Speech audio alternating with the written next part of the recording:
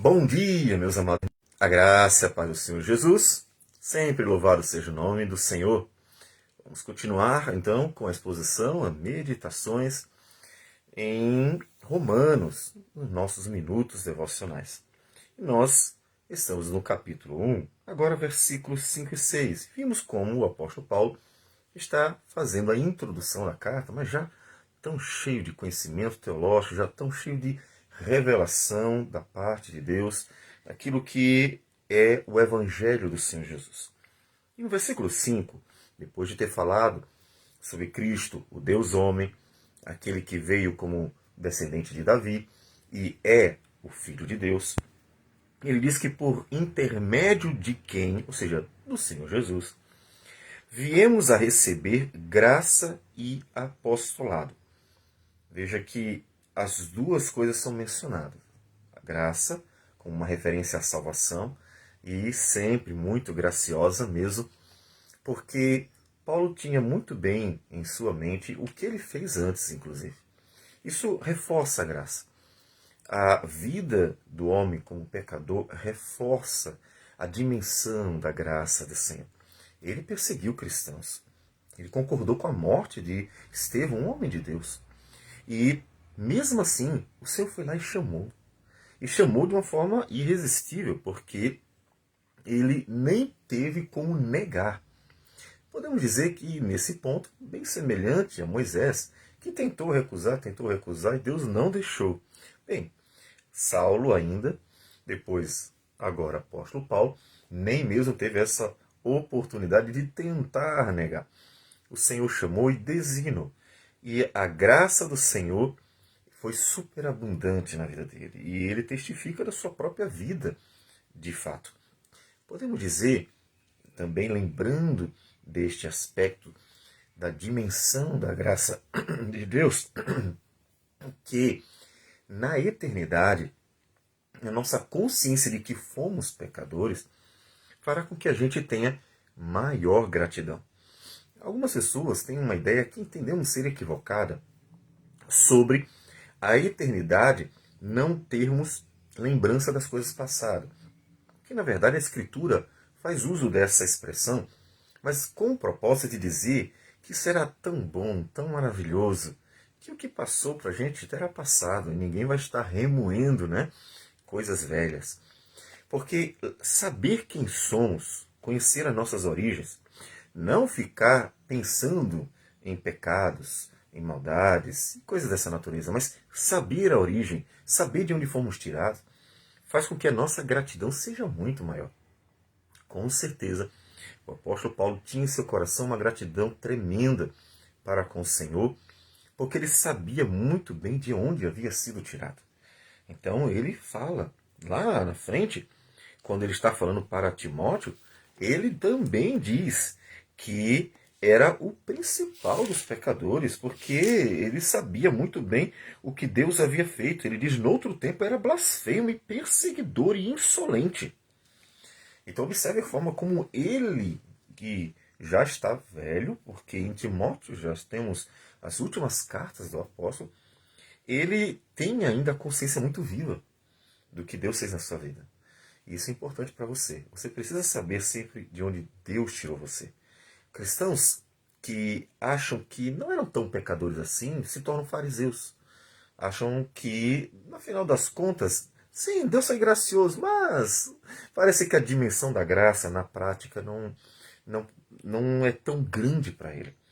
Então, a graça do Senhor vai ser maior quando você tiver a consciência da profundidade do pecado, da miséria, do engano, do lamaçal de onde você foi tirado. E o apóstolo Paulo anuncia isso para as igrejas. Recebi graça do Senhor. Eu não estou aqui porque eu mereço. Eu não estou aqui porque eu sou bom. Eu não estou aqui porque eu era muito inteligente dentre os rabinos. Eu estou aqui por causa da graça. Mas ele une, e porque de fato o chamado do apóstolo Paulo foi uma coisa só, né? Graça e apostolado. O Senhor Jesus chamou a salvação, mas logo já designou como apóstolo. É interessante que nem houve praticamente um período de preparação. Bem, há vários fatores para não ter havido isso. Um é que ele já era rabino, né? Outro é que ele mesmo diz que sim, o Senhor Jesus o preparou quando ele foi até a Arábia, que provavelmente é uma indicação ao Monte Sinai, onde ele recebeu toda a revelação do Evangelho. Por quê?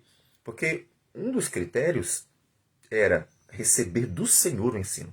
O outro dos critérios era ser chamado diretamente por ele. Então, ele tinha que testemunhar tudo. O terceiro era ser testemunha ocular da ressurreição de Cristo. Então, o apóstolo Paulo viu Jesus, testemunha ocular da ressurreição de Cristo. Recebeu todo o evangelho por revelação divina, que em Coríntios ele diz que teve revelações do terceiro céu. E também ele foi chamado pessoalmente para ser apóstolo, não só para salvação, mas para ser apóstolo. Então ele cumpria todos os critérios. E tudo aconteceu muito ali, né? De uma vez só, muito rápido, junto. E o Senhor destinou para ser apóstolo por amor do seu nome. Ou seja, do mesmo jeito que os outros, também foi ele designado. Mas tudo isso por amor ao nome dele. É muito importante a gente estar sempre relembrando que todas as coisas existem para o louvor da glória dele. Porque ele é o único que é digno. Você poderia até questionar assim, mas por que Deus quer que tudo seja para a glória dele? Porque é a única forma de se viver, de se fazer corretamente. Se você glorificar qualquer outro ser que não merece glória, é uma mentira. Se você der louvores a qualquer um por algo que na verdade quem fez foi Deus, também está sendo engano. E portanto, glorificar a Deus é uma questão de justiça, é uma questão de verdade. Então tudo tem que ser por amor a Ele, porque Ele é quem Ele é, e foi Ele quem criou, e foi Ele quem salvou. Então no final das contas, e Ele é o único que é bom, Ele é o único que é santo. Então se tudo não for girar em torno dEle, aí vai acontecer coisas erradas. Tudo tem que girar em torno dele porque ele é o único que é santíssimo, que é boníssimo, que é puríssimo, é o único que é o Criador, que é o Salvador. Então tudo tem que girar em torno da verdade. E ele é a verdade. Então por isso que tudo tem que girar em torno dele. Tudo tem que ser para a glória dele. Porque é a única forma de tudo funcionar perfeitamente. Porque ele é o único perfeito. Percebe? Não é uma, abre aspas, fecha aspas, como já ouvi algumas pessoas dizerem, uma vaidade de Deus? Não. É nada mais, nada menos do que a verdade. Então, tudo por amor a Ele. Porque Ele é a razão de tudo. E é o único que pode sustentar tudo. E é o único que é perfeito para que tudo funcione perfeitamente. E Ele foi chamado para glorificar o Senhor por amor do Senhor. Então observe que nisso Paulo está tirando o foco de si mesmo. Por quê? Porque profetas itinerantes sempre compareceram na história cristã e normalmente ele chama atenção para si mesmo. E ele quer que as pessoas olhem para Cristo. O propósito de Paulo não é chamar atenção para si. Olha, é o apóstolo Paulo. Ele quer que olhem para Cristo. Por isso que observe que ele direciona todo mundo para Jesus. Tanto dizendo que, olha, eu também sou um pecador miserável que precisei da graça do Senhor, mas fui chamado pelo Senhor, tenho certeza disso, e tudo isso é por amor ao próprio Senhor. Para obediência por fé. Eu não estou ensinando a minha vontade, eu não estou aqui fazendo a minha vontade, eu não estou aqui ensinando o que eu acho, eu estou ensinando o que Deus me revelou, eu estou ensinando o que Deus ordenou, eu estou fazendo a vontade dele. Observe que tudo isso não só mostra o que ele está fazendo, mas chama os seus leitores a imitá-lo. Até porque ele disse em Coríntios que serem meus imitadores como eu sou de Cristo. Então já coloca eles imitá-lo. Olha, a obra dele deve ser feita para ele. Então tudo é direcionado para o Senhor. E assim como ele foi chamado para obediência por fé, também as pessoas, os outros cristãos, todos deveriam também viver por obediência, pela fé. Então, veja que tudo isso já chama atenção nossa, inclusive. Você, eu, em nossos dias, temos que aplicar isso também. Apóstolo, não mais, por favor. Por que não mais? Pastor, por que não existe mais apóstolo? Simples. Porque os apóstolos teriam que ser pessoas chamadas pessoalmente por Jesus, como foi o apóstolo Paulo, o último dos apóstolos. Teriam que testemunhar a ressurreição, portanto, teriam que vislumbrar Cristo de fato, para vê-lo ressurreto. Teria que receber a revelação do Evangelho diretamente dele. E Hoje nós temos a revelação do Evangelho, mas ela está aqui já, né? Então, o apóstolo Paulo não recebeu a revelação porque alguém disse. Aí Paulo foi lá para Pedro, e Pedro, o que foi que Jesus disse? Como foi a vida dele? Me conta tudo, por favor. Não. Senão, ele não teria todas as credenciais. O apóstolo Paulo, ele foi ao Monte Sinai para receber, e podemos dizer que a semelhança de Moisés recebeu o Pentateuco, ele recebeu a revelação de todo o Evangelho. E então ele transmite sem nem ter conversado com os apóstolos. O apóstolo Paulo diz em Gálatas, ele não conversei com ninguém. Fui pregar o Evangelho.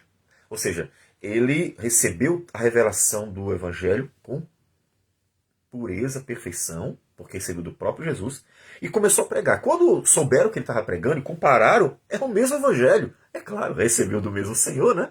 Então, essa é a questão. Então, hoje não tem apóstolo porque eles nunca conseguiriam cumprir nenhum dos critérios. Tá? Então não temos mais apóstolo. Não é um título, não é uma questão de ter o título de apóstolo porque é maior do que o título de pastor. Não.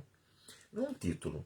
É um papel, é uma função. E aqui ele tinha o papel de apóstolo, porque o apóstolo era o enviado para dar os fundamentos da igreja, que exatamente é a revelação. Tanto é que você vê que Paulo é um dos principais escritores do Novo Testamento.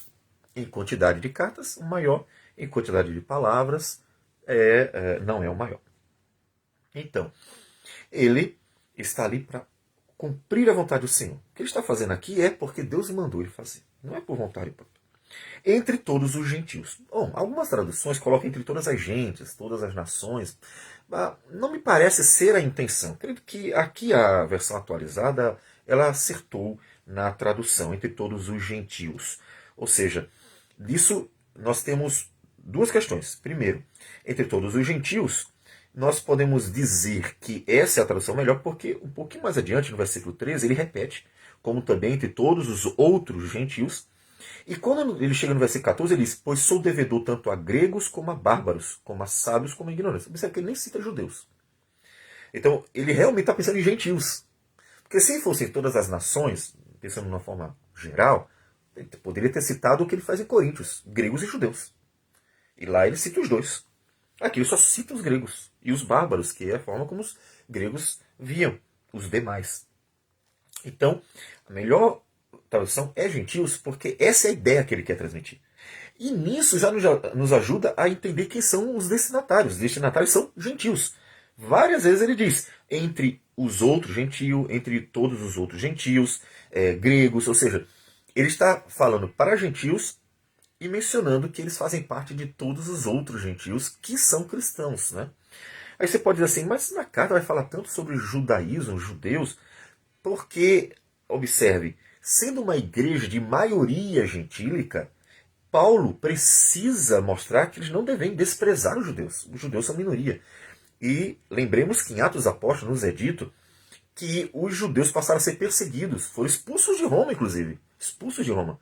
Logo, os cristãos podem ser levados por toda essa moção pagã que veio contrária aos judeus, mas eles não podem fazer isso com os cristãos que são judeus.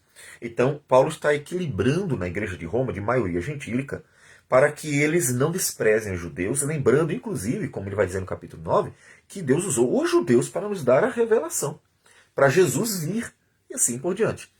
Então, Paulo escreve para uma igreja gentílica, mas que precisa dar valor aos cristãos judeus, não devem desprezar, caso contrário vão terminar no marcionismo, né, que lá na frente surgiu, em que Marcião tirou tudo que era relacionado ao judaísmo. O Antigo Testamento não serve, cartas que possam ter qualquer tipo de ênfase ao judaísmo não servem, exatamente esse tipo de antissemitismo, né? E Paulo não quer que isso aconteça em Roma, um antissemitismo. Né? E por isso ele dá esse equilíbrio para a igreja. Vocês são gentios, grande maioria, mas vocês não devem pisar nos judeus. Eles também foram instrumentos de Deus, e foram eles usados para Jesus vir, inclusive. Então vocês não façam isso. Né? Então ele equilibra.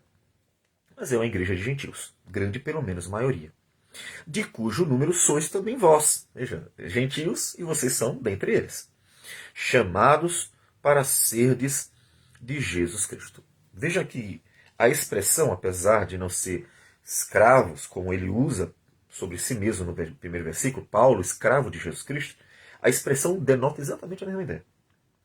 Para ser de Jesus Cristo é a ideia de vocês pertencem a Ele, vocês são dele, foram comprados, assim como eu. Eu sou escravo do Senhor porque eu pertenço ao Senhor, fui comprado pelo precioso sangue. E eles, vocês também. Então aquilo que é relacionado à sua vida, pensando na graça redentora, ele aplica também aos irmãos. Ou seja, assim como ele se via e dava glórias a Deus porque contemplava a graça divina, eles deveriam olhar para si mesmos e fazer a mesma coisa, imitando o apóstolo Paulo. E nós também. Portanto, olhe para a graça divina e que isso seja, de fato, uma motivação, razão total para você dar graças ao Senhor por tudo. Porque olha, de tudo que Deus já fez na sua vida, tudo que Deus faz, toda provisão, todo sustento, todo livramento, todo cuidado, toda direção, tudo que Deus já fez e tem feito, nada é maior do que a graça da salvação em Cristo Jesus, que entregou a sua vida, morrendo em nosso lugar, para termos vida eterna.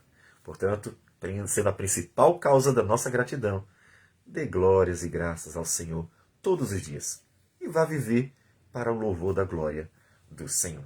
Vamos orar. Senhor Deus amado, bendito seja o teu nome. Te damos graças, Senhor, porque sabemos quem somos e sabemos de onde fomos tirados. E nós te louvamos, Senhor Deus, porque o Senhor foi boníssimo para conosco.